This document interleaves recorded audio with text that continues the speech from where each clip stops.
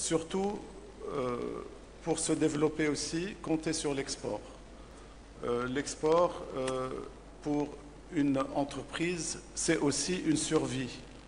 C'est une porte d'entrée dans le marché international et nous, en tant que Chambre de commerce et d'industrie du Centre, nous en sommes bien conscients. Surtout que le contexte international est caractérisé par une concurrence farouche et il faut miser sur le renforcement du positionnement des entreprises sur les marchés internationaux. Ça, c'est une évidence. En tant que Chambre de commerce et d'industrie de Tunisie, nous axons beaucoup nos actions sur l'information. Nous diffusons des informations aux entreprises portant sur les marchés extérieurs et aussi avec des statistiques économiques, des informations sur les foires, salons internationaux et tout ce qui s'ensuit afin de faciliter l'accès de ces entreprises aux marchés internationaux.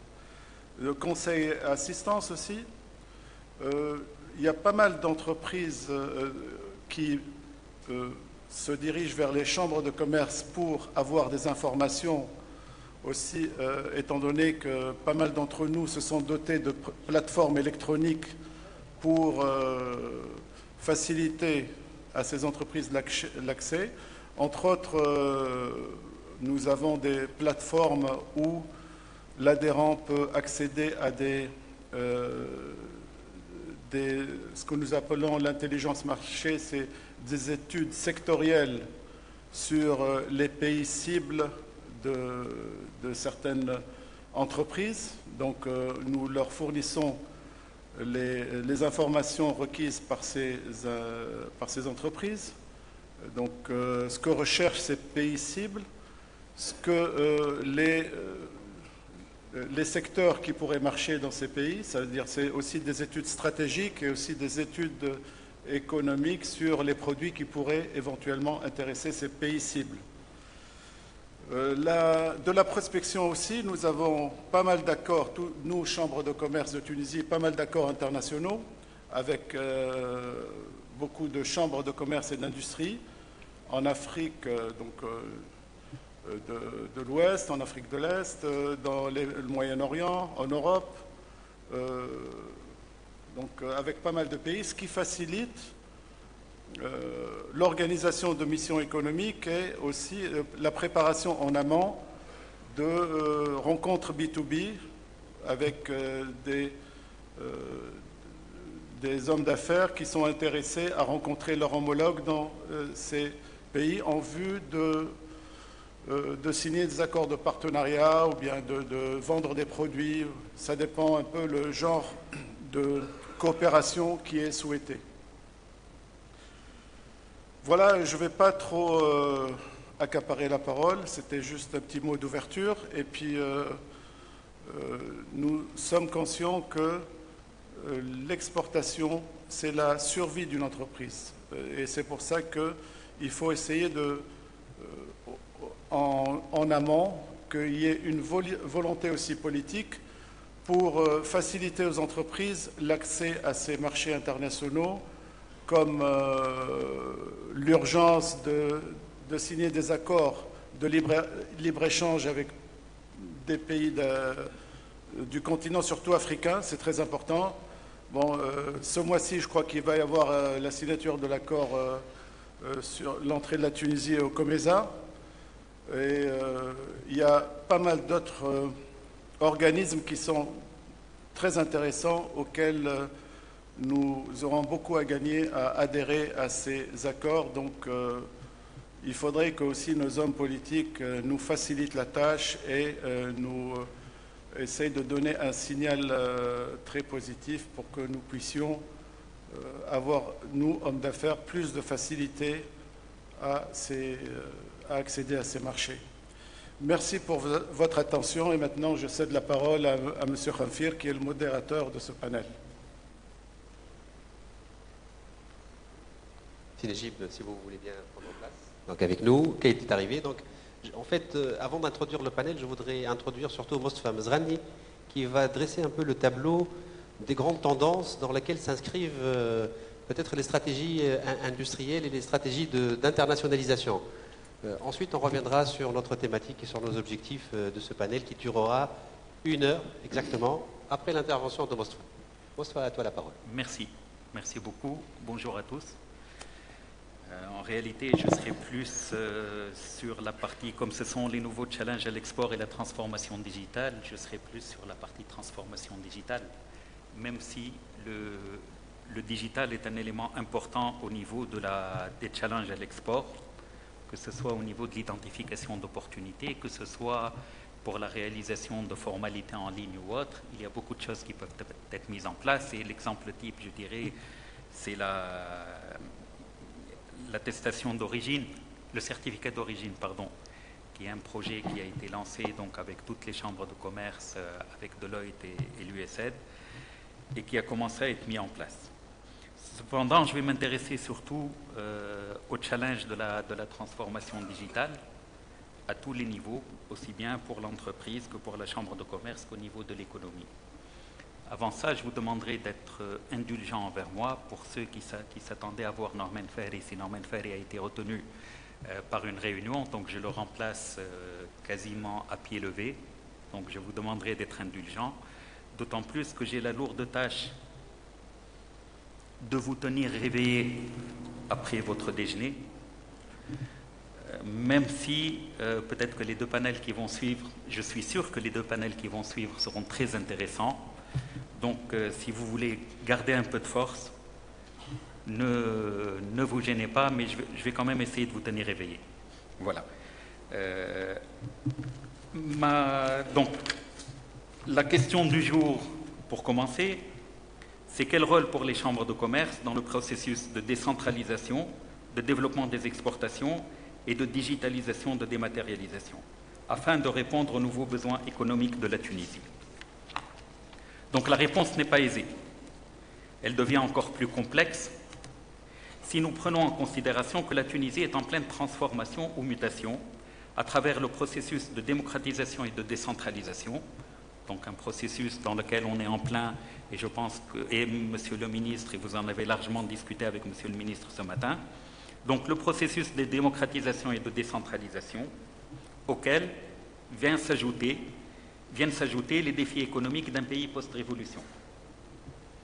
Trop de complexité en même temps, mais en plus des facteurs endogènes, il y a aussi des facteurs exogènes.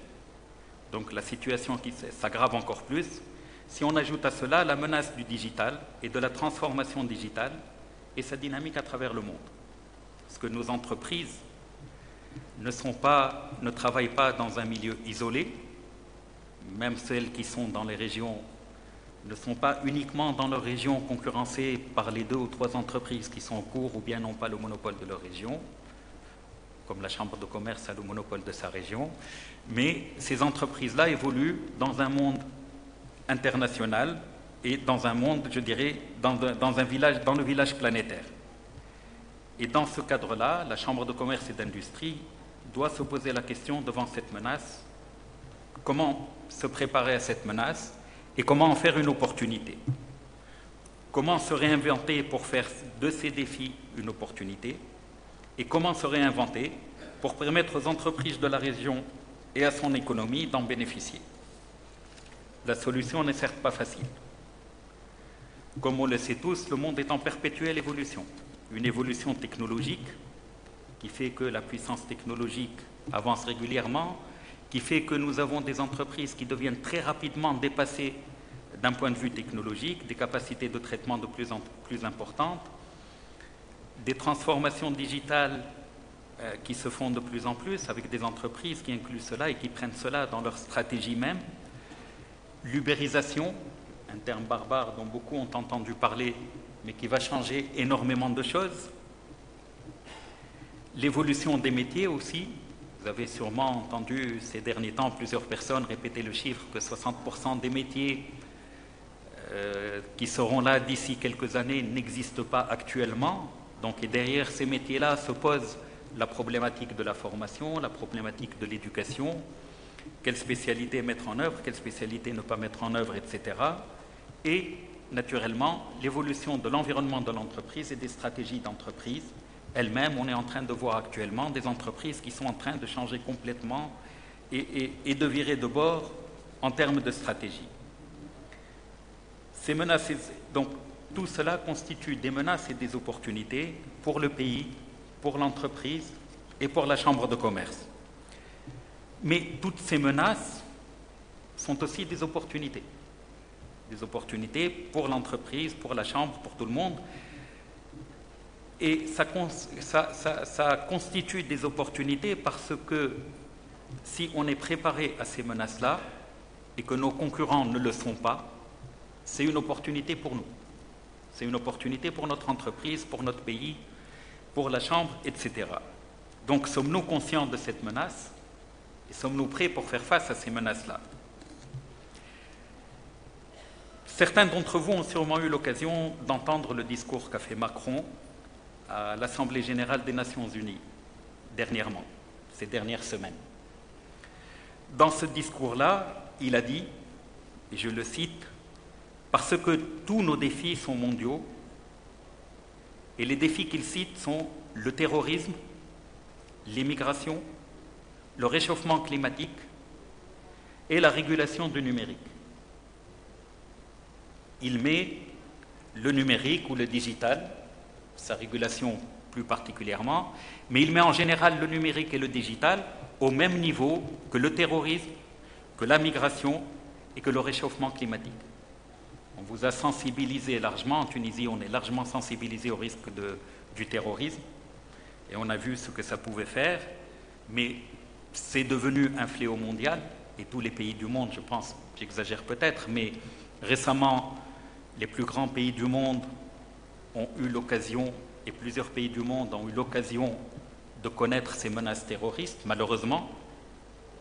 Le réchauffement climatique, qui menace aussi l'avenir donc de la planète et l'avenir de l'être humain, et le numérique vient au même niveau que ces menaces-là. D'ailleurs, Elon Musk de Tesla a considéré l'intelligence artificielle comme étant un des plus grands fléaux du monde. Et donc le digital est une menace au même titre que le terrorisme, que le changement climatique et que la migration. Et la menace est mondialisée et non locale. La compétition aussi des entreprises est mondialisée et non locale. La concurrence aussi est mondialisée et non locale. Et pour pouvoir combattre les entreprises ou les autres pays ou les autres régions, pour pouvoir les combattre, il faut être à armes égales. Vos entreprises disposent-elles des mêmes armes que leurs concurrents internationaux? Pouvez-vous en disposer? Je dirais oui, pour être clair. La Chambre de commerce et d'industrie ou votre Chambre de commerce et d'industrie fait-elle quelque chose dans ce sens-là pour vous permettre de disposer des mêmes armes que la concurrence internationale, naturellement? N'oublions pas que le rôle de la Chambre de commerce et d'industrie que cette chambre est une structure de proximité au service des entreprises. Et je n'invente rien. Qu'elle a un rôle de soutien aux entreprises, qu'elle a un rôle de redynamisation de l'économie et de développement régional. Et les 4 points que je vous ai cités, je ne les ai pas inventés, ils existent, y compris sur la page web de l'événement sur lequel nous sommes. Donc la Chambre de commerce et d'industrie a un rôle pour vous accompagner les entreprises, accompagner les régions, pour se préparer justement à être concurrentiel et compétitif.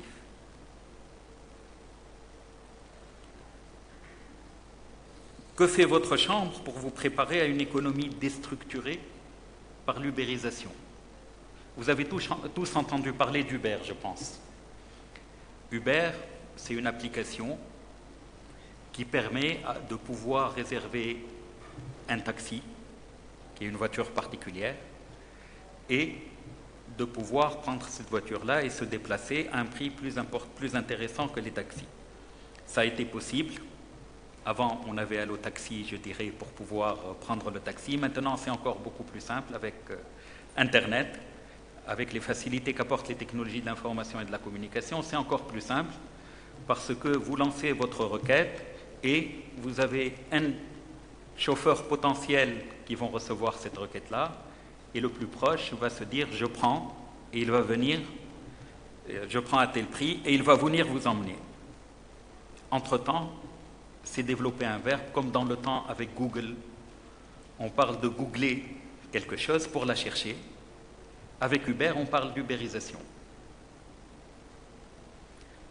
Et avec Uber, c'est un modèle où il n'y a quasiment plus d'employés. Mais tout le monde est en freelance. Il n'y a plus d'investissement, vous ne faites pas appel à une compagnie de taxi, comme cela existe dans beaucoup de pays. La voiture appartient à celui qui la conduit. Donc finalement, il n'y a plus d'investissement. Les employés, comme je vous ai dit, ne sont pas des employés, ce sont des freelances. Mais si ce sont des freelances, c'est quelque chose qui peut intéresser les chefs d'entreprise, que vont faire les syndicats demain? Ils n'auront plus de salariés, ou ils ont très peu de salariés. Mais c'est aussi une évolution à prendre en considération. Dans le même sens, tout le monde a entendu parler de Airbnb. Airbnb, pour ceux qui voyagent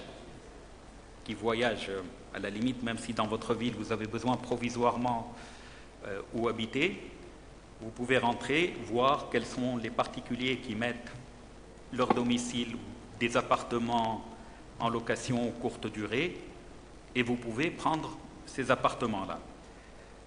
Derrière, ça a eu un impact assez important. Il y a des gens qui ont changé leur modèle économique. Il y a des particuliers qui se sont mis à acheter des appartements et à les louer. De cette manière-là, puisque c'est plus facile de pouvoir atteindre les clients potentiels, parce qu'avant, pour louer, on avait une seule solution, Samsar, ou l'agence immobilière à coopter, et donc votre rayon de portée était très limité. Avec Airbnb, vous pouvez louer à un international qui se déplace chez vous.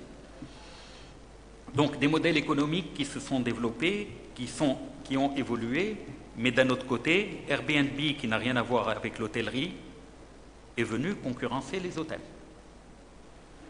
Aujourd'hui, Airbnb réalise un chiffre d'affaires énorme, et des études ont montré que, si je ne me trompe pas, dans la région de Boston, 1 point de chiffre d'affaires en plus chez Airbnb, c'est 0,05 points de chiffre d'affaires en moins dans l'hôtellerie, ce qui représente à peu près 120 000 $ dans un hôtel 3 étoiles. Pour vous donner une idée sur l'ampleur de la chose. Et dans les régions, nous ne sommes pas encore à ce niveau-là en Tunisie, mais pour vous donner une idée, Airbnb est devenu une menace pour la taxe hôtelière à Paris.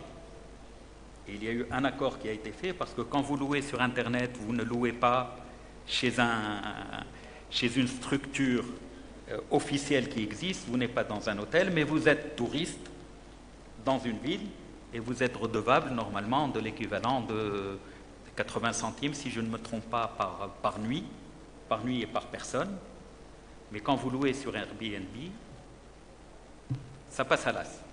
Et un accord a été conclu entre la mairie de Paris et Airbnb pour qu'elle collecte ces montants-là et qu'elle les reverse. Et ça, c'est aussi un point important.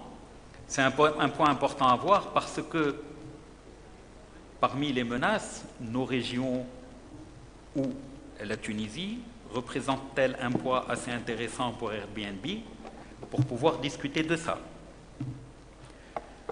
Donc, nous avons de nouveaux modèles qui sont en train d'être créés. Un autre exemple que je peux vous donner, c'est un fabricant de matelas en Suisse qui, pour bénéficier de l'évolution de la technologie, a changé son modèle économique. Il a monté des puces dans ses matelas et il les met à disposition gratuitement dans les hôtels, et il est rémunéré en fonction de l'utilisation du matelas. Cette puce va lui dire si ce matelas a été utilisé ou pas. Cette puce va lui dire si ce matelas doit être remplacé ou pas. Et il a changé son modèle économique, et on a transformé au niveau des hôtels un CAPEX en OPEX. On n'investit plus. Quand on a un client, on paye un droit d'usage pour ce matelas-là. Et tout ça, c'est un ensemble d'évolutions qu'il faut prendre en considération. Et tout ça, c'est un ensemble d'évolutions, un ensemble d'approches stratégiques qui ont changé complètement la stratégie d'entreprise, où l'entreprise a complètement évolué vers quelque chose de nouveau. Et j'ai pris exprès cet exemple de matelas parce que dans les deux autres exemples, vous allez me dire oui, c'est un jeune qui a eu une idée, qui s'est lancé et qui a révolutionné le monde. Mais entre-temps, ce jeune-là a concurrencé les plus grandes chaînes hôtelières, ce qui est très important. D'un autre côté, nous avons parlé d'une industrie ou d'une économie conventionnelle qui est la fabrication de matelas, qui, en bénéficiant de l'évolution technologique, sont venus innover et changer complètement leur approche, leur modèle économique, changer complètement la stratégie d'entreprise pour aller vers quelque chose de nouveau. Donc, sommes-nous prêts à faire face à ces menaces qui ne présentent pour moi que des opportunités pour la Chambre de commerce et pour l'entreprise? Voilà. Je terminerai juste en vous disant que je m'excuse si je vous ai semblé être un peu pessimiste, mais pour moi, là où il y a des menaces, il y a des opportunités, et il faut pouvoir et savoir saisir ces opportunités-là pour pouvoir être là, au devant de la scène, être compétitif et pouvoir concurrencer les autres. Merci pour votre attention. Merci beaucoup Mosfa.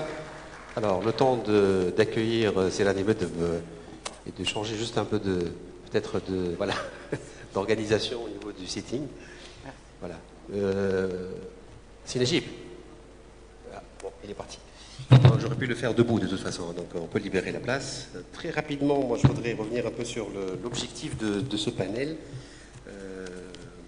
Mosfa nous a un peu introduit un aspect intéressant donc des grandes tendances mondiales, mais on va focaliser maintenant sur le rôle des chambres dans justement l'intégration de ces trajectoires d'internationalisation. Donc les chambres de commerce et d'industrie comme porte d'entrée à l'international.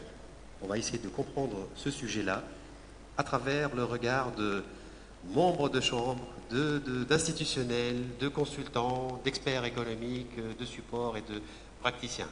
Donc dans le panel, nous avons, je vais commencer par le bout, alors Madame Wafé Rifi, gérante de la société Afrikisol. Voilà. Si Khaled Ben Abdallah, non, vous pouvez rester, on va faire les interventions ainsi. Donc, si Khaled Ben Abdallah, directeur général du commerce extérieur au ministère du Commerce. Madame Kate Thompson, j'espère que je prononce correctement, experte en développement inclusif chez Deloitte. Si Rida Mahjoub, président de la Chambre économique africaine et représentant en Tunisie de la Chambre de commerce et d'industrie du Tchad. Donc, on est dans l'international. Si Shakib Ben Mosfa, expert auprès du programme Tasdir Plus, et Sirad Medeb, expert économique, et surtout donc très influent sur des sujets très pointus en termes de politique publique, on y reviendra. Donc peut-être pour engager maintenant les discussions, j'aimerais commencer par vous, Wafé, parce que vous êtes réellement le focus de tout ce travail-là. Donc la Chambre, sa raison d'être, c'est vous, PME, entreprise tunisienne. Qu'est-ce que vous avez eu comme service de la Chambre de commerce de Bizerte, si je crois bien, donc avoir bien pris note. Vous avez un micro ?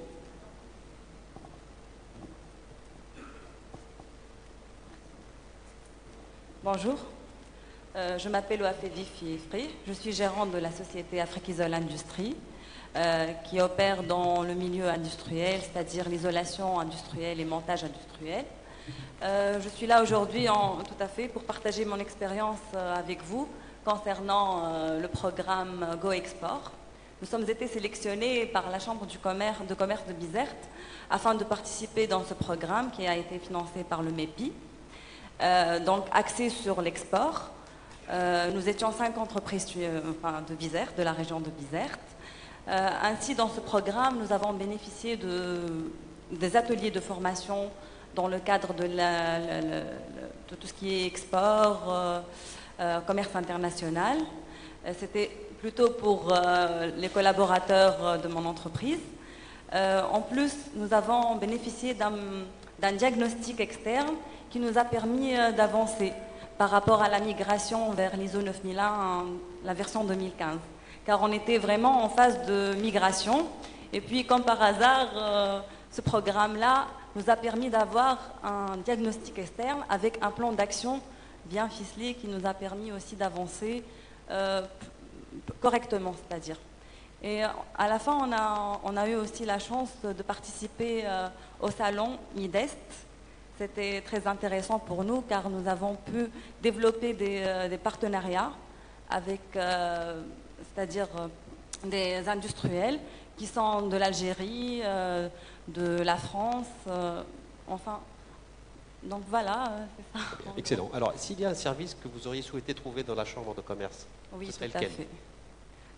C'est l'assistance, bien sûr, en premier lieu, parce qu'on ne peut pas connaître tout pour aller vers l'export. Il faut toujours avoir une assistance qui permet au moins de rapprocher vers le gouvernement, faciliter l'accès vers les marchés extérieurs. C'est ça. Très bien. En tout cas, merci pour ce témoignage. La question qui se pose juste après, c'est est-ce que les chambres de commerce aujourd'hui d'industrie peuvent développer des services encore plus pointus pour d'abord les opérateurs comme vous, donc tunisiens. Mais ça, on va laisser les intervenants peut-être réagir. Nous avons des experts aussi en matière de pratique de services pour les entreprises. Et quel est peut-être le positionnement, et là je voudrais poser la question à Célida, quelle est la différence entre une chambre de commerce et d'industrie et une chambre mixte ou une chambre internationale? Merci. D'abord, j'aimerais partager avec vous. Vous entendez là? Voilà. Je voudrais partager avec vous un sentiment d'inquiétude que j'ai cet après-midi pour ce panel. Je poserai une petite question. Combien il y a de chefs d'entreprise dans cette salle? S'il vous plaît, levez la main. Non, ça va. Ça va, mais je pense qu'avec 8 chambres de commerce qui sont là pour ce projet, moi, en arrivant ce matin, je pensais qu'on aurait beaucoup plus de participation des chefs d'entreprise pour ce genre de forum. Je dis ça pourquoi? Parce que le sujet, c'est justement partenariat stratégique pour le développement économique. Alors, partenariat stratégique entre qui et qui déjà? C'est la grande question. En regardant la salle, moi j'ai l'impression que les chefs d'entreprise pensent que c'est un sujet qui ne les intéresse pas. Donc c'est un partenariat stratégique pour eux qui est entre les chambres de commerce et peut-être l'administration, les ministères. Or, ce n'est pas du tout le cas. Aujourd'hui, nous sommes dans un environnement où les chambres de commerce, l'administration, les chefs d'entreprise doivent sérieusement commencer à travailler ensemble en harmonie et en synergie totale. Jusqu'ici, c'était fait vraiment avec beaucoup plus ou moins de succès d'une chambre à une autre, mais malheureusement, on ne peut pas continuer comme ça. Et on a une multitude de chambres en Tunisie, on a une multitude d'organismes de support à l'entreprise, mais on continue à avoir les mêmes difficultés en tant qu'entreprise. On a des chambres de commerce mixtes, c'est bien, tuniso-française, tuniso-britannique, tuniso-allemande. Moi, je représente en Tunisie la chambre tchadienne en Tunisie, mais il y a un grand problème, c'est qu'on n'a pas encore appris à travailler ensemble. Il nous manque une plateforme sur laquelle tout le monde peut se greffer pour mieux communiquer. Madame a parlé tout à l'heure du besoin de communication. C'est ce qui nous a toujours manqué, c'est mieux communiquer pour mieux former et mieux faire passer les informations. Passer à l'international, tout d'abord, c'est se préparer par rapport à ce qui se passe sur les marchés qui sont ciblés. C'est le rôle de qui de faire passer ces informations? Les chambres ont un rôle de proximité. Ils ont responsabilité d'encadrer les entreprises qui sont dans leur proximité. Ce n'est pas le travail de l'administration, ce n'est pas le ministère, c'est absolument le rôle de la chambre. Est-ce qu'aujourd'hui, les chambres peuvent donner ce service convenablement et au niveau des attentes des chefs d'entreprise? La réponse, je pense qu'elle est très mitigée. une partie de la réponse, elle est dans l'absence d'un grand nombre de chefs d'entreprise aujourd'hui dans cette salle. Pour moi, ce forum est très très important et historique. Il faudrait tout faire pour que le prochain forum, vraiment qu'il y ait des milliers de chefs d'entreprise.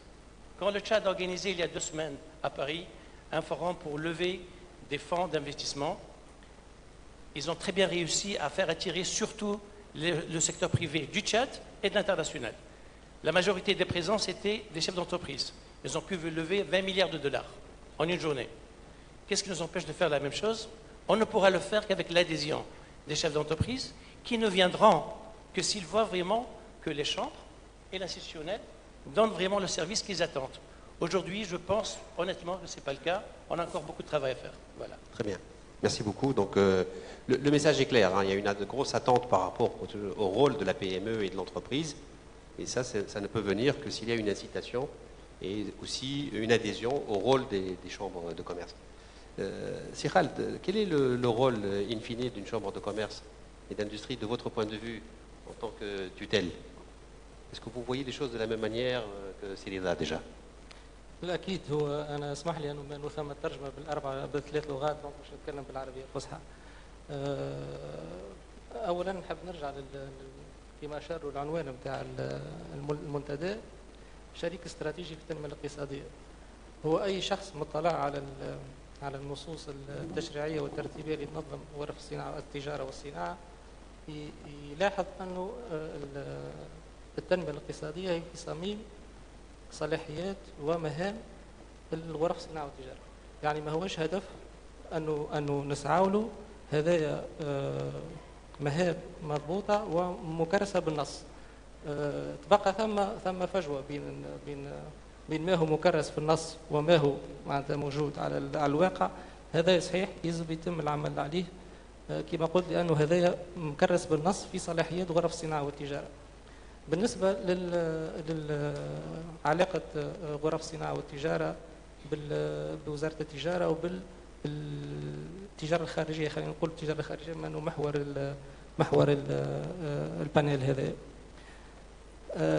احنا كتوجه عام على مستوى وزارة التجارة عندنا قناعة أنه جميع معناتها الإجراءات اللي نحاولوا نقوموا بها يلزمها تنصهر في اتجاه دفع التصدير، وأنه حتى بصفة ظرفية ولو أنه احنا نمر بصعوبات على مستوى الميزان التجاري، العمل الأكبر إلى جانب العمل اللي يتم على مستوى ترشيد الواردات، على مستوى الحد من بعض الواردات اللي هي معناتها فيها ضرر بالنسيج الاقتصادي، العمل الأكبر لازم يكون على مستوى التصدير.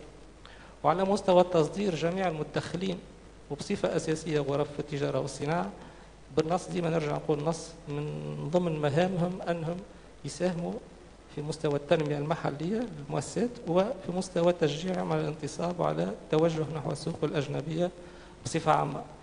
دونك الرؤية تاع وزارة التجارة هو أنه جميع الهياكل المدخلة مش بالضرورة غرف التجارة والصناعة فقط، ولكن كفاعل أساسي غرف التجارة والصناعة يجب يكونوا متبنيين للتوجه نحو هذا الأسواق الأجنبية ونحو دفع الصادرات ونحو مزيد من التعاون فيما بينهم.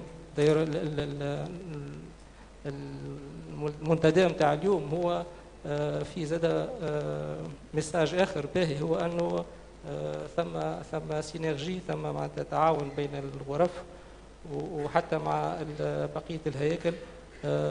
يلزم يتم العمل على أنه يكون ثم توجه أكثر تنسيق، وهذا تذكر اليوم حتى في البانيل الأولاني أنه ثم أحيانا معناتها نقص في التنسيق وإلا ثم تداخل في المهام بين المدخلين على مستوى التنمية وعلى مستوى التصدير بصفة خاصة.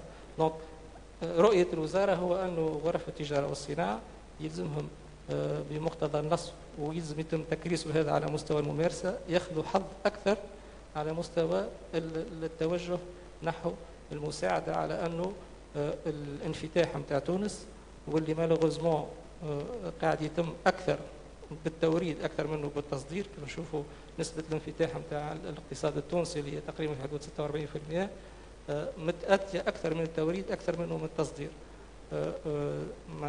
هذا يخلي أنه المجال للغرف التجارة والصناعة ما زال ما هوش مستغل بالطريقة المثلى.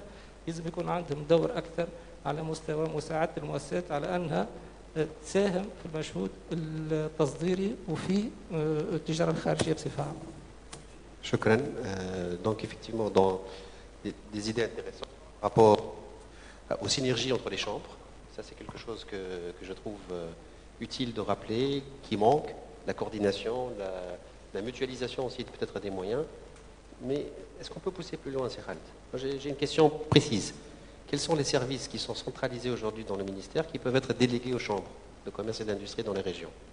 Est-ce que vous avez envisagé un peu ce scénario-là ou des stratégies dans ce sens-là?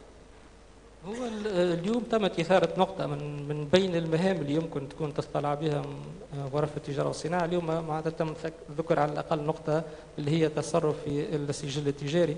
أنا نشاط الرأي هذا نتخيل أنه وجود غرف التجارة والصناعة وقربهم من النسيج الاقتصادي في مستوى الجهات نتاعهم يأهلهم أكثر من أي هيكل آخر أنهم يكونوا هم يتصرفوا في السجل التجاري. تبقى هذا ما يمنعش أنه يلزم هذا في إطار الرؤية نتاع اللامركزية ونشاط الرأي. زميلتي اللي من سوسة الصباح ما تأكدت على أنه يلزم يتم تشريكهم أيضا في التوجه اللي ماشية فيه البلاد تو أنه على مستوى اللامركزية يكونوا ممثلين في الهياكل اللي مش يتم انتخابهم وتكون عندهم الكلمة في مستوى السياسة التنموية على الأقل في الجهة نتاعهم وعلى الرقعة الترابية اللي يغطيوها. En tout cas, je suis sûr qu'il y a d'autres services qui peuvent être délégués, autres que le registre de commerce. Le registre de commerce en est un. Peut-être pour rester dans le volet exportation. Nous avons avec nous un représentant de Tasdir Plus. Est-ce que vos services passent par une chambre de commerce? Et déjà, est-ce que les chambres de commerce sont éligibles éventuellement? Comment et quelles sont les conditions pour profiter de vos services? Et est-ce qu'il y a des choses encore que vous pourriez faire pour justement vous rapprocher plus des entreprises et des petites entreprises dans les régions? Si Chekib, à vous. Parfait. Merci beaucoup pour l'introduction. Je réponds très rapidement. Les chambres de commerce sont éligibles. Mais je vais essayer de replacer cela dans le contexte. Grâce au ralentissement économique de ces dernières années, beaucoup d'entreprises tunisiennes se sont rendues compte que l'export n'est plus une option, n'est plus un axe de développement de leur activité, mais devient vital pour leur développement, voire pour leur survie. Le problème est qu'elles ne se sont jamais rendues compte auparavant parce qu'on était dans une économie relativement prospère. On avait un taux de développement de 6% en moyenne sur une très très longue période, une belle économie de rente avec une économie protégée. Personne n'en a réellement senti le besoin, ou du moins très peu. Les très peu sont déjà internationalisés et vont très très bien, merci pour eux. Les autres, aujourd'hui, quand ils ont eu besoin d'aller à l'international, se sont rendus compte que ce n'est pas aussi évident que cela. Ils n'avaient aucune information sur les autres marchés, ils ne savaient pas comment aller prospecter, comment faire une foire, comment s'y prendre, et sous-estimer très très très largement le coût de l'opération. Donc avec le lancement de Tasdir Plus, c'est un programme qui était fait normalement à destination des entreprises directement. C'était l'objectif initial, mais on s'est aperçu que beaucoup d'entreprises arrivaient, voulaient être appuyées, mais n'avaient pas les moyens financiers déjà d'y aller, n'avaient pas les moyens organisationnels, n'avaient pas les connaissances nécessaires pour y aller. Cela s'est répercuté par de faibles taux de réalisation sur les premiers entrants du programme. Et l'autre chose qu'on a constaté, que le gros des demandeurs n'étaient de fait pas éligibles au programme parce qu'ils n'en avaient, alors là, ils n'avaient ni les moyens financiers, ni humains, ni rien du tout, eux, mais c'était clair dès le démarrage. Ils avaient beaucoup d'ambition, ils voulaient aller partout, un peu partout dans le monde, mais ils n'avaient aucun des moyens pour y arriver et ils ont été éliminés dans le processus de sélection des entreprises. La question est, que peuvent faire les chambres de commerce de ce point de vue-là? Alors je remercie aujourd'hui la plupart des présents ici les représentants des chambres de commerce parce que lors de notre communication à l'échelle régionale, nous nous sommes fortement appuyés sur les chambres de commerce régionales justement, celle de Bizerte, celle de Sousse, Sfax, Tunis. Nous avons, pour la communication, pour atteindre les entreprises, privilégié le canal des chambres de commerce pour atteindre une certaine catégorie d'entreprises. Celles qui ne sont pas nécessairement réceptives aux informations nationales, celles que nous ne pouvions avoir par d'autres canaux. Et de ce point de vue-là, les chambres de commerce ont été très utiles. Le problème est que la plupart des entreprises qui nous sont venues par le biais des chambres de commerce ont par la suite été éliminées dans le processus de sélection. Elles ont été éliminées parce que, justement, elles n'étaient pas préparées. Et de ce point de vue-là, les chambres de commerce peuvent avoir un rôle précieux de préparation de ces entreprises. Alors, le premier problème est un problème de compétitivité. Madame parlait tout à l'heure de l'action d'assistance en matière de migration pour le système ISO 9000, mais de manière plus générale, la mise en place des systèmes de certification, de manière plus générale, les missions d'organisation, de manière plus générale, les missions d'assistance technique, toutes ces choses qui ont été faites dans le passé en Tunisie avec plusieurs institutions, et notamment les chambres de commerce. Donc ça, histoire de l'amélioration de la compétitivité, je pense que les chambres de commerce ont un rôle très utile. Et elles l'ont déjà fait par le passé, et elles doivent continuer à le faire parce que le besoin est encore énorme. Le second élément dans lequel pourraient intervenir les chambres de commerce est celui des regroupements d'entreprises. L'international, je l'ai dit tout à l'heure, coûte cher. Coûte cher et il faut avoir le souffle pour voir cela sur plusieurs années. Ce qui est inaccessible à la plupart de nos PME. Par contre, au niveau des chambres de commerce et de l'industrie, qui constituent en fin de compte de gros clubs d'entreprises, il est possible, en fonction des affinités de chacun, en fonction des orientations sectorielles, en fonction de leurs orientations stratégiques, de pousser au groupement d'entreprises. Ces groupements peuvent être informels, c'est une bande de copains qui vont à l'international ensemble, un peu comme on parle des Allemands, des entreprises allemandes qui voyagent en meute, etc. Ou ça peut être formalisé avec des créations de GIE, etc. Rida, à côté de moi, n'a pas parlé de ses expériences de jeunesse, avec notamment la création du premier consortium, celui des composants automobiles. Là aussi, au niveau des GIE, au niveau des regroupements d'entreprises, il y a beaucoup de choses qui peuvent être faites et les chambres de commerce peuvent aider les entreprises à se regrouper en ce sens-là. La troisième chose que peuvent faire les chambres de commerce est qu'elles peuvent faire toutes les choses que les entreprises seules ou que les groupements seuls ne peuvent pas réaliser. Et là, les exemples sont très nombreux. Par exemple, on a eu comme adhésion au programme TASDIR+, l'AMCHAM, la Chambre de commerce tuniso-américaine. Elle est venue avec un programme très intéressant. Ils vont assister 25 entreprises à accéder au marché américain.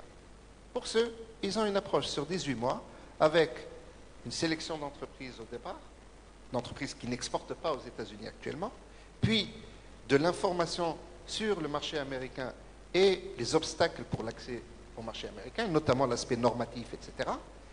Et enfin, une assistance au cas par cas de ces entreprises qui ont été sélectionnées et qui ont suivi la formation pour se conformer à ces différentes exigences.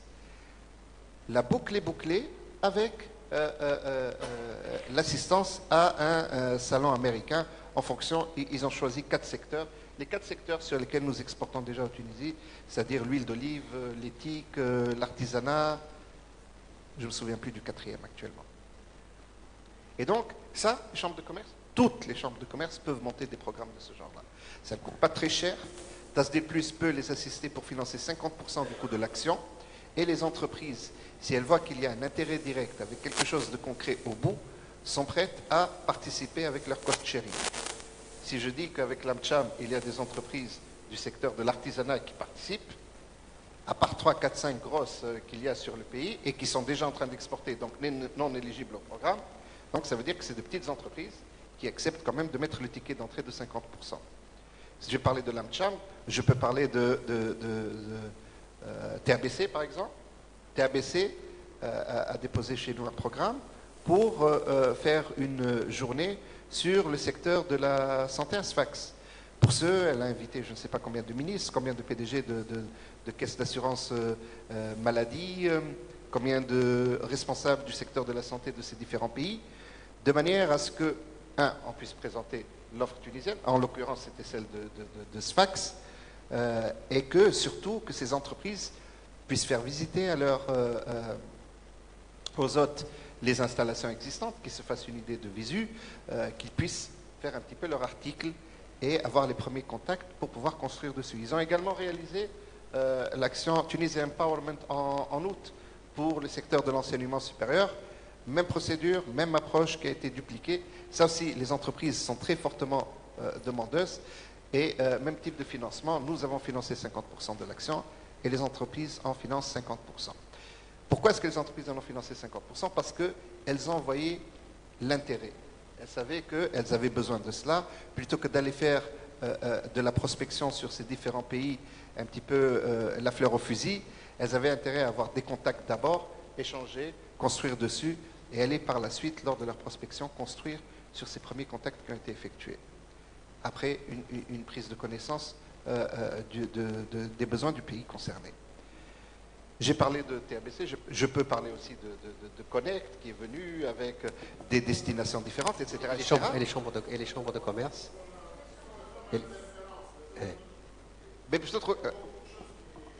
Mais même chose. On va rester sur les chambres, justement, les chambres de commerce. Est-ce qu'il y a eu des chambres? Les chambres, attendez une seconde.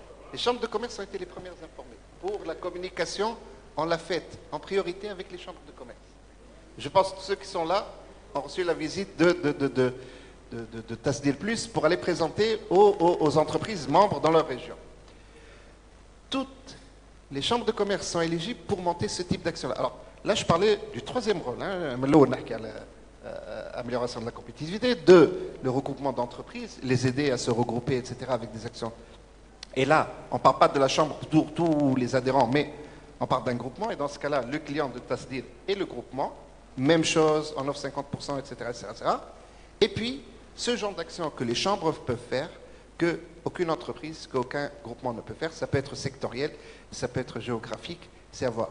Mais le plus important, c'est que ça soit quelque chose de bien conçu, de construit, avec un objectif clair. Et dans ce cas-là, il n'y a aucun problème. Il y a une seule chambre de commerce qui a fait une demande, c'est celle du Nord-Ouest. Mais par la suite, apparemment, ils ont eu des soucis dans le ficelage de leur programme. Ce n'était pas conçu d'une manière directe dès le début. Et c'est pour ça que ça n'a pas abouti par la suite. Mais là, on va lancer un troisième appel à candidature. D'accord. De toute façon, et justement, on incite les chambres, justement. Je lance l'appel à tous les responsables des chambres de commerce pour... Je comprends, vous n'êtes pas éligible. On va rester dans le débat. Mais c'est dans le panel. On va faire circuler le micro après. Vous allez avoir la question. Vous êtes tous éligibles. Chekib, donc je pense qu'on a reçu le message. Merci pour ces informations. Donc, il y a un programme. Je termine avec les panélistes. Je vais donner la parole. Michel, je continue le débat dans l'ordre qui est prévu. Après, on donnera la parole, bien sûr, au président de chambre. Madame Thompson, vous êtes donc aujourd'hui, vous avez un regard extérieur, n'est-ce pas? Et vous avez entendu un peu les services que les chambres de commerce, d'abord les attentes du côté des entreprises, l'appui institutionnel, la position de quelques opérateurs. Quels sont les services que vous pensez utiles à développer pour rendre justement les chambres de commerce plus performantes, notamment dans le domaine d'intégration on va dire, des marchés internationaux? Merci. And my apologies, because I'll have to speak in English. I speak neither Arabic nor French, so I apologize. So I think there are three things that CCIs can do to be real strategic partners in economic development. The first thing is to advocate for the structural changes that Tunisia is going to need to be more competitive.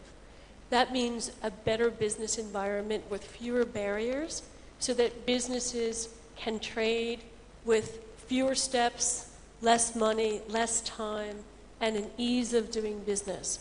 The second is to really increase the transparency, reduce the corruption, and all of the barriers that make it more difficult and also less competitive for Tunisia to trade. The second category is the export promotion services that others have been talking about. So using CCIs as a knowledge hub, as a management of information and understanding your near markets, what it takes for a trader to export to Morocco or Egypt or other near markets, but also understanding what's competitive in those markets on a business-to-business basis. What are the needs? What are the gaps? Where are my opportunities to actually trade my products? What kinds of labeling do I need? What kinds of quality do I need in order to compete and sell my products into those markets?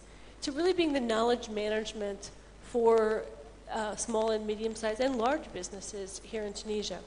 And then the third category is really helping to drive the competitiveness of Tunisian businesses.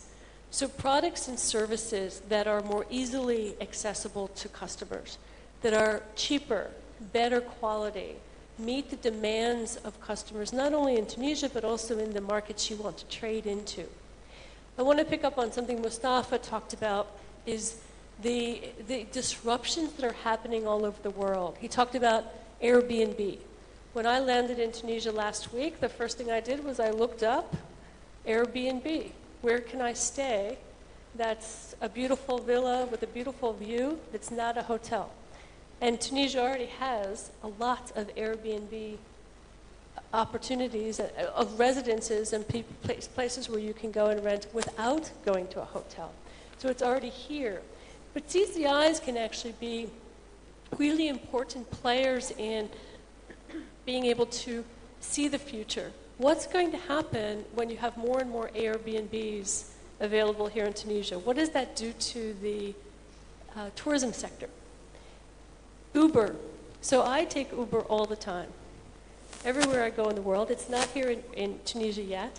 I'm thinking about selling my car because it's cheaper for me to use Uber than it is for me to own a car and manage a car. But if everyone thought the way I thought, and I think there's more and more people who do, what does it do to the car business? What does it do to the mechanics, the gasoline business? If people are saying, I can share assets instead of having everybody having a car parked in the garage. So all of these things are coming, these disruptions, just like Mustafa said, and I think that the CCIs can play a really important role in helping businesses think about the disruptions that might be coming their way and how do I adjust for them?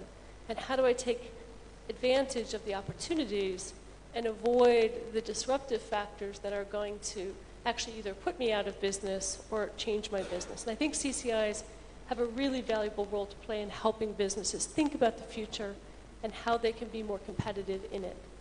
Thank you. Thank you, Kate. Let me wrap up in French. Donc, 3 points importants évoqués par Kate. L'environnement des affaires sur lequel les chambres sont invitées à déployer plus de moyens et en tout cas de services. Le partage des expériences entre les membres et entre les chambres et contribuer aussi aux stratégies, on va dire, de développement. Donc c'est une contribution sur ce qu'on appelle les stratégies d'affaires. Pour reprendre un peu de la hauteur, donc nous avons évoqué 2 grands axes. L'accompagnement de l'entreprise, comme rôle déterminant pour l'internationalisation, et la gestion de l'information. Sirati, comment on peut mettre tout ça en musique pour que justement tous les acteurs, que ce soit des chambres mixtes, chambres de commerce et d'industrie dans les régions, les centres d'affaires, les agences publiques, pour mettre tout ça en musique et pour justement obéir à une feuille de route politique de haut niveau? Bien, merci. Écoutez, moi je ne suis pas un spécialiste des chambres de commerce et d'industrie. Je ne suis pas non plus un expert économique comme on m'a présenté, parce que quand on ne sait pas comment me présenter, on me dit expert économique. Mais je suis un chef d'entreprise dont l'entreprise réalise une partie significative de son chiffre d'affaires à l'exportation et qui fait cela depuis 30 ans maintenant. Donc je peux parler d'expérience, je peux parler de politique publique, ou du moins faire semblant ou essayer de parler de politique publique dans le secteur.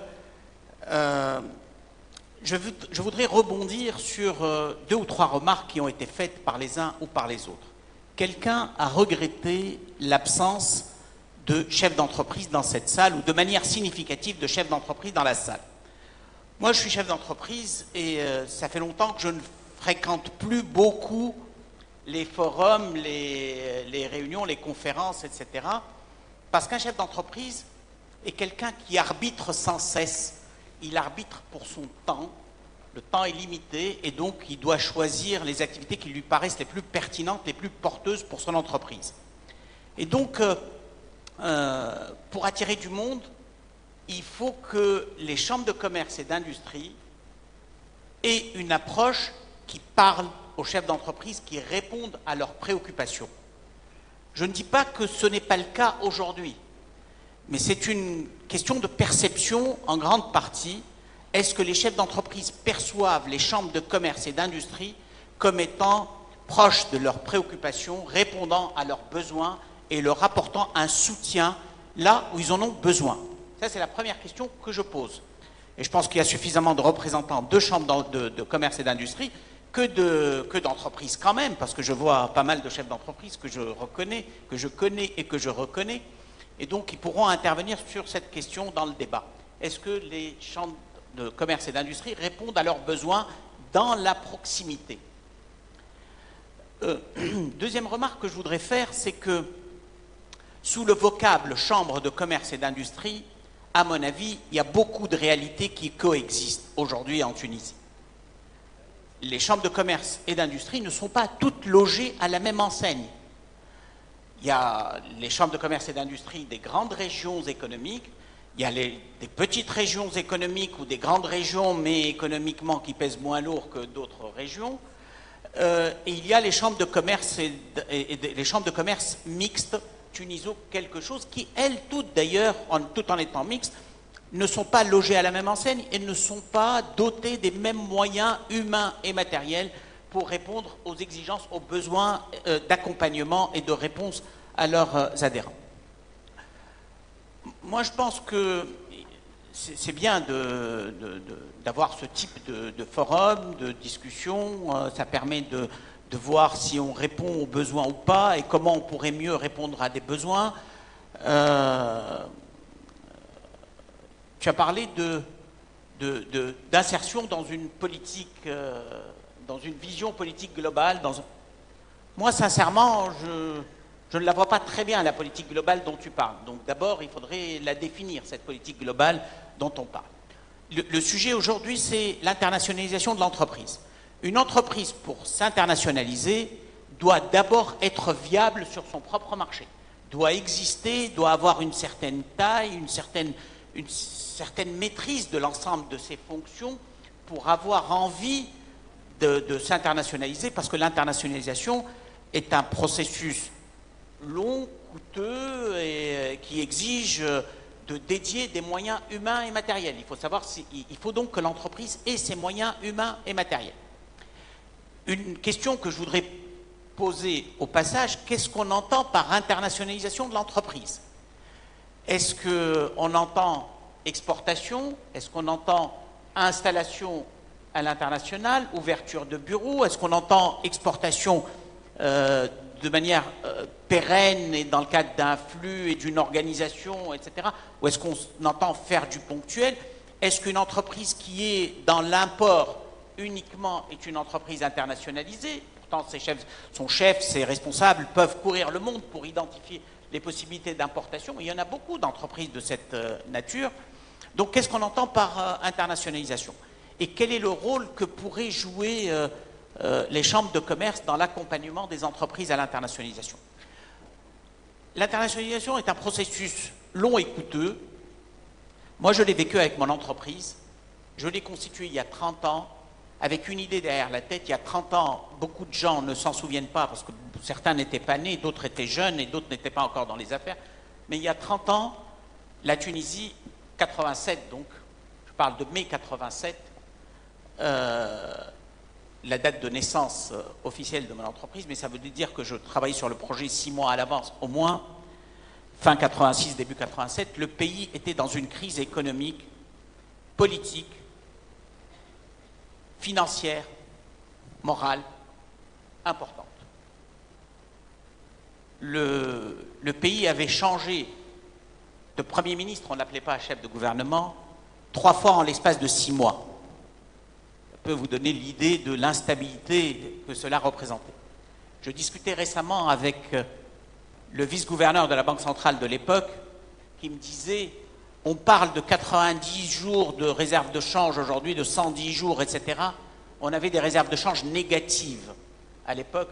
Toutes les semaines, les lundis matins, je téléphonais au directeur général du CCF, c'est lui qui parle, au directeur général du CCF à Paris pour lui négocier avec lui qu'il nous donne une facilité d'importation de 5 millions de dollars. Aujourd'hui, on parle de réserves de change qui sont de l'ordre de 11 milliards de dinars, 5 millions de dollars à l'époque. Et le dollar à l'époque, le dollar à l'époque ne valait que 800 millim. Non, 87, il valait 800 millim. J'ai les repères en tête. Il valait 400 en 77, mais 87, il valait 800 millim, le dollar. C'est-à-dire un peu moins que le tiers de sa valeur d'aujourd'hui. Donc le pays était dans une situation extrêmement difficile et j'avais fondé mon entreprise sur une idée, étant basé à Tunis, à la croisée des chemins, un pays arabe, africain, francophone, musulman, maghrébin. Toute entreprise basée dans cet environnement pouvait bénéficier de multiples financements dédiés par les instruments relevant de ces différents groupements géographiques. Et donc l'idée était dès le départ d'exporter du service vers l'Afrique au départ de la Tunisie. On était dans l'internationalisation. Aujourd'hui, l'entreprise réalise, bon an, mal an, plus de 80% de son chiffre d'affaires à l'exportation. Donc c'est un processus que j'ai vécu longtemps, que j'ai accompagné, où j'ai accompagné mes équipes, on l'a vécu ensemble, et je peux vous dire que ce n'est pas tous les jours plein de satisfaction, parce que je me souviens, au bout de 4-5 ans, mon directeur général adjoint était venu me voir en me disant on arrête les frais, on a perdu suffisamment pour qu'on arrête les frais, ça suffit cette aventure, l'Afrique ça coûte cher, les déplacements, etc. Non, il faut considérer cela comme de l'investissement et continuer. Donc, aujourd'hui, l'entreprise n'est pas toujours préparée, l'entreprise tunisienne. Le tissu industriel tunisien est fait essentiellement de PME de moins de 10 personnes. C'est ça le tissu économique tunisien. Comment accompagner, comment aider ces entreprises pour partir à l'exportation? Est-ce qu'elles peuvent partir seules? Est-ce qu'il faut qu'elles partent en groupement, etc. Moi, je crois qu'il y a un certain nombre d'expériences internationales dont on devrait s'inspirer pour trouver des exemples à méditer. Il ne s'agit pas de les copier, il ne s'agit pas de les transposer, mais des exemples à méditer. Souvent, à l'international, nous voyons arriver en Tunisie des groupes d'entreprises d'Alpes-Côte d'Azur,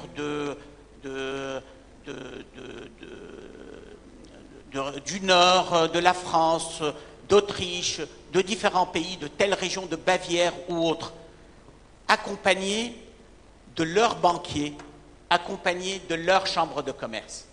C'est cela qu'il faudrait que, c'est ce type d'exemple qu'on devrait méditer et mettre en œuvre, parce que c'est ça qui créera la proximité avec nos entreprises et qui donnera la démonstration à nos entreprises qu'on les accompagne vers du vrai business, parce qu'il n'y a rien de tel qui chante et qui parle à un chef d'entreprise que le business. Il ne s'agit pas de les accompagner. Si j'ai été long, tu m'arrêtes. Justement, mais je voudrais qu'on soit plus précis. Est-ce qu'aujourd'hui, parce que vous avez cette expérience de l'international, est-ce que vous êtes prêt d'accompagner vous-même des jeunes entrepreneurs au sein d'une chambre de commerce, justement? Quand je serai définitivement à la retraite par rapport à mes affaires, je le ferai. Mais tant que je m'occupe de mes affaires, ce n'est pas à moi de le faire. Parlons franchement. Ce n'est pas à moi de le faire. Il y a tellement d'institutions dans ce pays, il y a tellement de ministères, il y a tellement de fonctions diverses et variées, de fonds en tout genre, etc., que c'est... D'accord. C'est soit... Il y a un problème de micro, j'ai l'impression. Ça ne marche pas au niveau du micro Il n'y a pas. Bon, de toute façon... Oui, donc, moi, pour être honnête, non, je ne peux pas le faire. Je peux le faire en tant que chef d'entreprise, parce que moi, je suis une entreprise dans le service, accompagner, et on l'a fait avec certaines entreprises, mais de manière dédiée, etc. Mais c'est notre métier à ce moment-là. Mais le faire de manière volontaire, de toute façon, personne n'a la possibilité de se démultiplier à l'extrême. Non, mais on respecte. De toute façon, c'est juste une idée comme ça, parce que le mentoring fait aussi partie des services qui pourraient être offerts aux plus Alors, jeunes. très rapidement, je vais peut-être terminer sur 2 ou 3 petits voilà, points. vraiment Ouais, on limite parce que très, je voudrais, très rapidement. ils ont hâte de poser des questions et on va passer la parole au public. Accompagner les entreprises, les chambres de commerce peuvent le faire, elles ont plus de moyens. Offrir aux entreprises de l'information sur les pays.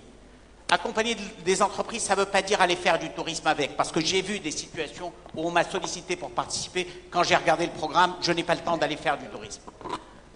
Accompagner les entreprises, leur offrir des bases d'informations pertinentes et crédibles, que ce soit des informations business ou des informations techniques. Et quand je dis technique, ça peut être du fiscal, ça peut être du juridique, ça peut être du comptable, etc., sur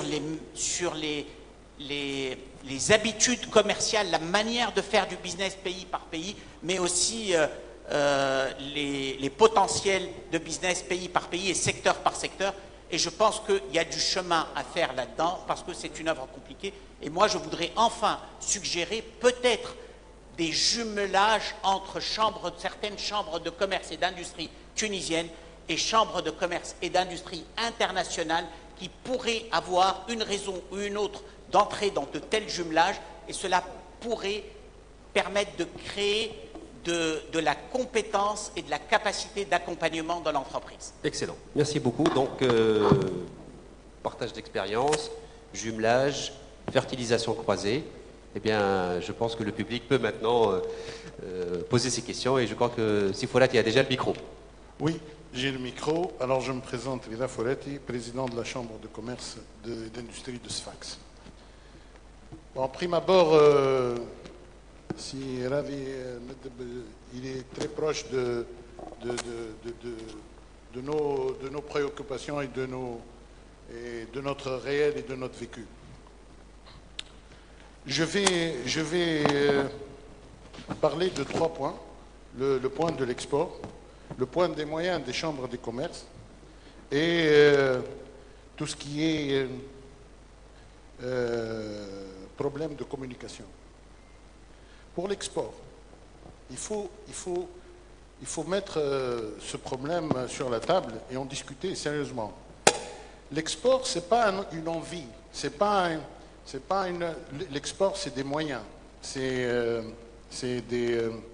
de la compétitivité, c'est des coûts de production, c'est des concurrences ouvertes, c'est des moyens de qualité, c'est beaucoup de choses. On veut bien faire, avec tous nos sentiments et tous nos désirs, de vouloir bien faire de l'exportation, même s'il y a des chambres de commerce et des CEPEX et des je ne sais pas quoi, si on n'a pas les coûts et les productivités et les qualités et la présence, on ne pourra pas faire de l'export. Donc, mettre en avant le problème de la difficulté de l'exportation par rapport aux chambres de commerce, c'est un raccourci très vite fait. Non. Les chambres de commerce aident, ils sollicitent, ils soutiennent, ils accompagnent.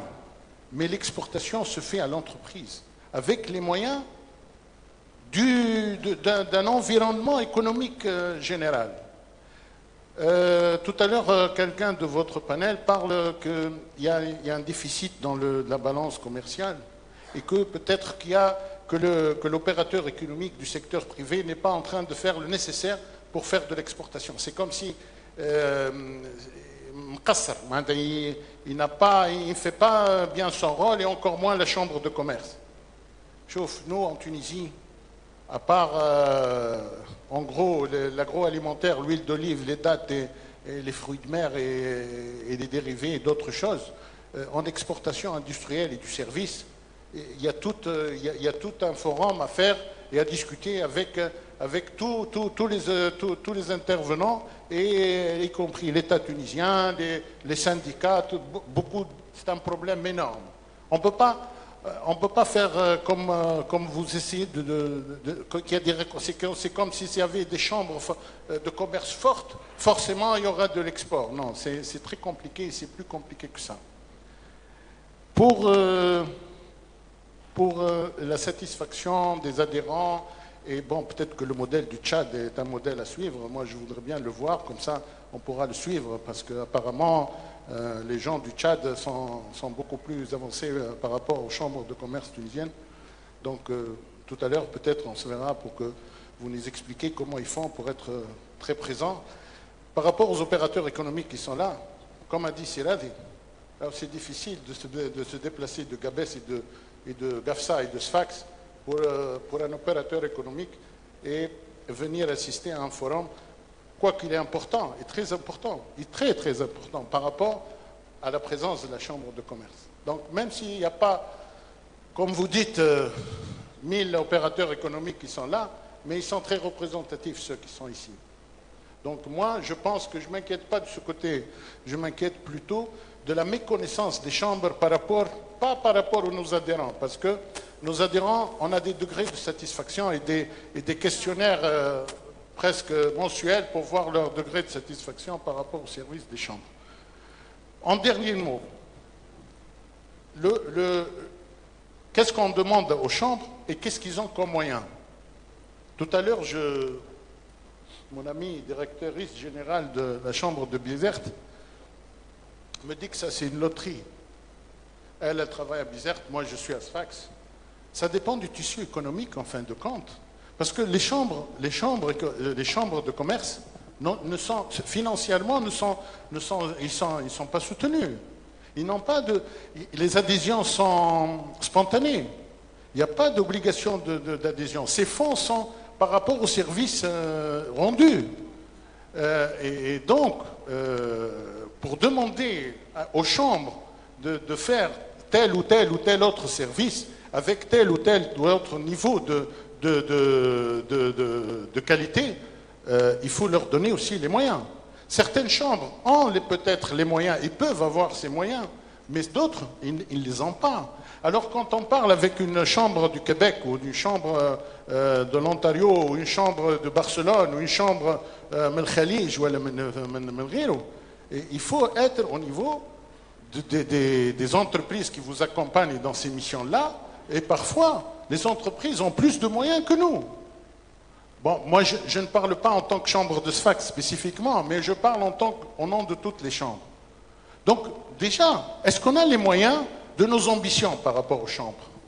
Pour un peu, on leur a demandé tous ces services et leur dire que moi je pense qu'il faut inverser les problèmes. Il faut d'abord, qu'est-ce qu'on donne aux chambres? Quels sont les moyens des chambres? Les moyens matériels. Qu'est-ce qu'ils ont comme personnel, comme budget, comme cadet? Et là, on comprendra mieux les problèmes. Très bien. En tout cas, les messages est clair, les moyens des chambres, les ressources des PME, et je note le forum sur l'exportation. Donc ça, oui, mais peut-être sur Tasdir Plus et les jeunes, c'est important, parce que vous avez demandé à Siradi d'accompagner les jeunes. Vous savez, dans chaque chambre de commerce, il y a un centre d'affaires. Et ces centres d'affaires, justement, ils sont là pour accompagner les jeunes entrepreneurs. Et ils sont dans les chambres parce qu'on veut bien que ces jeunes-là soient dans le jargon des chambres et qu'ils puissent venir et voyager et voir. Donc, tout ce que vous avez dit existe. Nous, on avait, en tant que chambre de commerce, je parle là de la chambre de commerce de Sfax. Nous, on est très proche du CEPEX. Et Tasdir Plus, c'est un moyen, c'est le 1e programme d'aide à l'exportation du CEPEX. Il y a eu beaucoup d'autres programmes avant.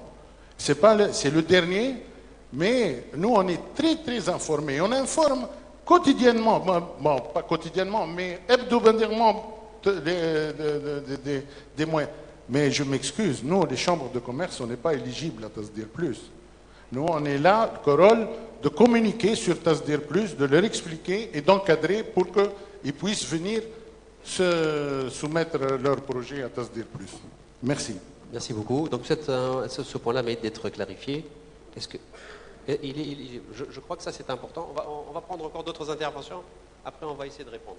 Alors, nous allons prendre, comme le temps presse, une seule question ici. Une seule. On n'aura pas le temps, désolé. Après, on va répondre parce qu'on nous fait signe, on n'a plus vraiment le temps. Bien. Vous vous présentez, s'il vous plaît. Ben Amour Mahmoud, vice-président de la Chambre de Bizerte et industriel. Très bien. Donc chef d'entreprise. Je reviens à la remarque où il n'y a pas de présence importante de chef d'entreprise. D'abord, je voudrais revenir au titre Chambre de commerce d'industrie, partenaire stratégique du développement économique. D'abord, la question importante est comment rendre les chambres de commerce partenaires stratégiques du développement économique. C'est ça la question clé. Le comment.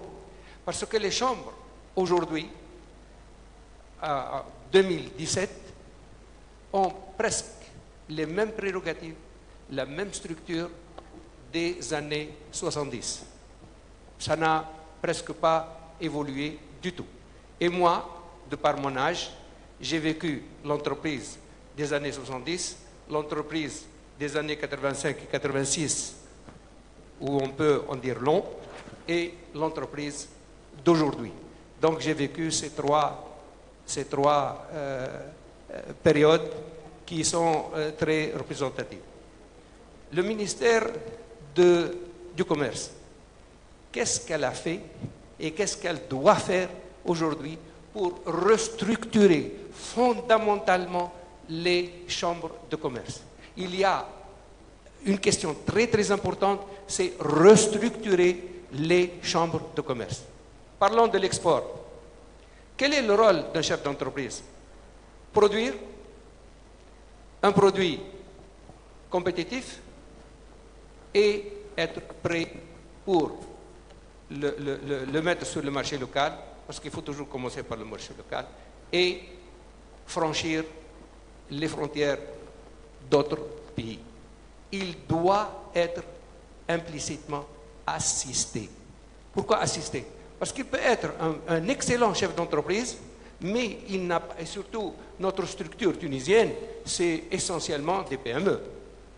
Donc, il ne peut pas avoir l'assise matérielle et humaine pour gérer l'export. Parce que l'export, c'est une spécialité. Par exemple, comment avoir les informations des marchés qui existent en Afrique ou au Canada ou ailleurs? Comment? Généralement, on doit avoir des bases de données pour, quand on s'intéresse à un pays, on doit savoir quelle est la structure industrielle, quels sont les besoins de ce pays et qu'est-ce qu'il y a comme environnement des autres entreprises compétitives pour pouvoir se placer. Par exemple, moi, je suis fabricant d'emballage métallique. Et l'emballage métallique, c'est la locomotive pour une multitude de produits. Je contribue à l'exportation des produits du contenant et du contenu, et j'essaie d'exporter le contenant. On a des difficultés qui nous tombent comme ça. Par exemple, on faisait un chiffre d'affaires avec l'Algérie d'exportation d'emballage métallique de plus que 70 milliards. Aujourd'hui, l'Algérie a mis une taxe douanière de 15% contre la boîte métallique en provenance de la Tunisie uniquement. C'est ça le problème. De l'autre côté, la Turquie, maintenant, elle exporte vers la Tunisie avec des subventions de l'État turc, camouflées je ne sais comment, parce que la boîte vendue la boîte turque, elle est vendue à moins que la valeur de la matière première de la boîte. Elle est en train d'inonder le marché tunisien. Il y a lieu de se poser des questions qui nous dépassent. Alors, si on veut juste, voilà, si on veut, pour conclure. Moi, voilà. Il faut d'abord que les chambres de commerce aient d'autres moyens, d'autres structures, et penser à comment assister, comment aider l'entreprise tunisienne. Et c'est l'unique moyen pour que les opérateurs économiques et les industriels viennent vers la chambre de commerce. Sinon, ils ne viennent pas. Il n'y a pas d'intérêt, ils ne viennent pas. L'idée est claire, donc un rôle plus large aux chambres de commerce, mais restructurer les chambres de commerce, tout un chantier, puisqu'il faut restructurer aussi l'économie. Moi, je voudrais laisser aux panélistes éventuellement l'occasion de répondre à la question. Michel, s'il vous plaît, si vous pouvez respecter les participants, il y a un modérateur, il y a des règles. Respectez les règles. Donc, vous n'avez pas le droit de prendre la parole. Merci. Donc, si Chekib, est-ce que vous pouvez répondre d'une manière précise? Est-ce que les chambres, parce que là, d'après Siforati, il y a un malentendu sur l'éligibilité à Tasdir Plus. Est-ce que Tasdir Plus couvre les chambres de commerce? Et est-ce qu'il y a, donc, qu'est-ce qu'il doit faire pour justement bénéficier de ce genre de soutien? Les chambres sont éligibles. L'éligibilité. On a posé la question plusieurs fois. Et la réponse était non. Moi, excusez-moi une seconde. C'est moi qui gère les demandes des groupements d'entreprises et des institutionnels. Et des institutionnels. Donc, s'il y a quelqu'un qui peut vous dire qu'ils ne sont pas éligibles, c'est moi. Sage Ali, si Fourati, Sage Ali. Donc, Sage Ali, il n'y a pas de souci.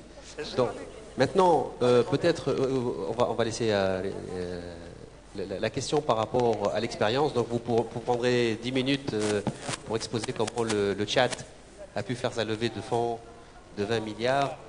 Un autre rôle, là, ça devient le rôle de levée de fonds. Mais je ne sais pas si c'est la Chambre qui a fait ce travail-là.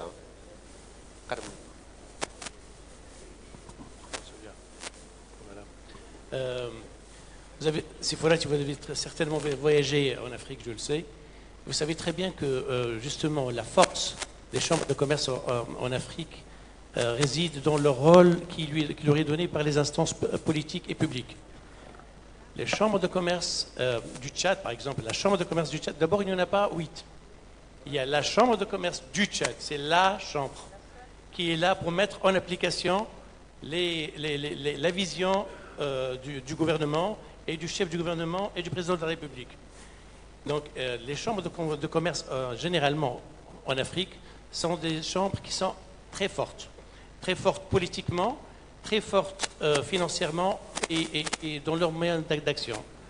Le séminaire dont je parlais était organisé avec plusieurs bailleurs de fonds multilatéraux, Banque mondiale, BEI, BIRD, tout le monde a été intéressé par le projet qui a été monté de bout en bout par des compétences tchadiennes. C'est ce qui m'a vraiment plu dans cette histoire. Donc l'Afrique peut, quand elle veut.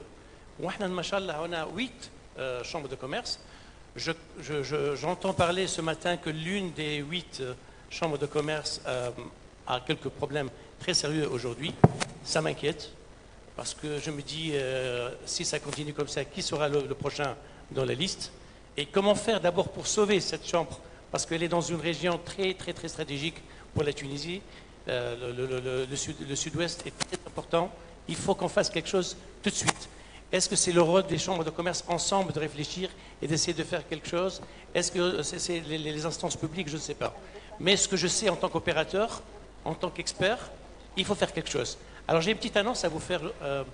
Je profite de cette occasion, de votre présence à tous, les chambres de commerce, pour vous annoncer qu'il y aura un programme spécifique pour vous, les chambres, qui est organisé par la GIZ, la coopération technique allemande, qui vise justement à cibler 3 marchés en Afrique, qui sont la Côte d'Ivoire, le Cameroun et le Kinshasa, à travers une plateforme, la plateforme Export, qui est justement constituée par vous, les chambres de commerce, et de vous aider à mieux communiquer avec vous et vous donner entre vous des outils pour mieux réussir ensemble. Les Tchadiens réussissent parce qu'il y a une chambre. Vous devez travailler ensemble avec tous les autres intervenants, les stakeholders, par rapport à ça. Christine Rosendal, elle est là dans la salle. C'est le chef de projet. Et on est en train de travailler ensemble par rapport à ça. Merci.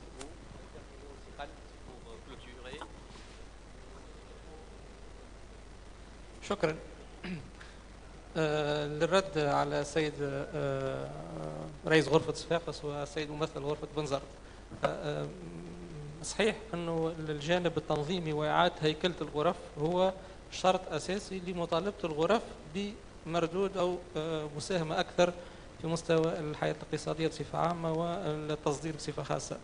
اللي نجم نقول هو أنه إعادة هيكلة الغرف ومشروع النظر في الصلاحيات أو في مهام الغرف بصفة عامة كان موضوع نقاش للأسف للسنوات الفارطة الكل، وكان ثم زوز سيناريوهات، إما أنه يتم تنظيم الانتخابات وفسح المجال للهيئات المنتخبة الجديدة أن هي تقوم بتصور التنظيم الهيكلي للغرف والمهام الجديدة للغرف، أو أنه يتم بصفة متزامنة أنه يتم تنظيم الانتخابات وفي نفس الوقت الهيئات القائمة تقدم التصور فيما يتعلق بإعادة هيكلة الغرف. الحقيقة أنه التعطيل اللي تم هو معناتها كلكم كبتوا التحويرات اللي تمت بصفة مسترسلة على مستوى الوزارات، وكل مرة يتم تقدم في الملف يصير تحوير، دونك نعاودوا نرجعوا من أول جديد.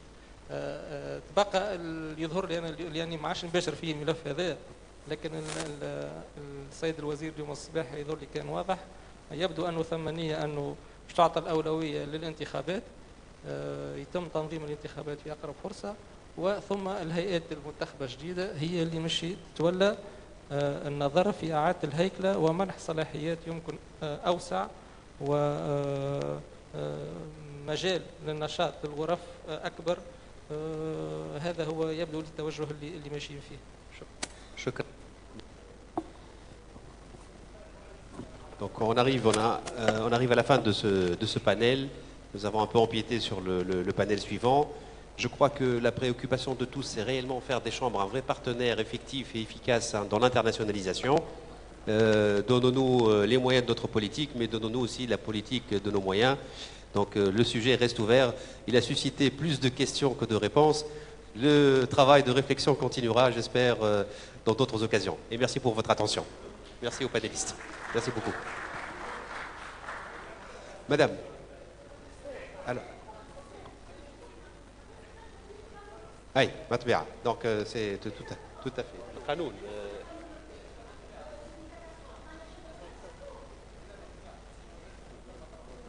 ان شاء الله. En tout cas القانون وعندك الممثل على الوزاره on va l'attraper. Voilà. En tout cas, merci beaucoup.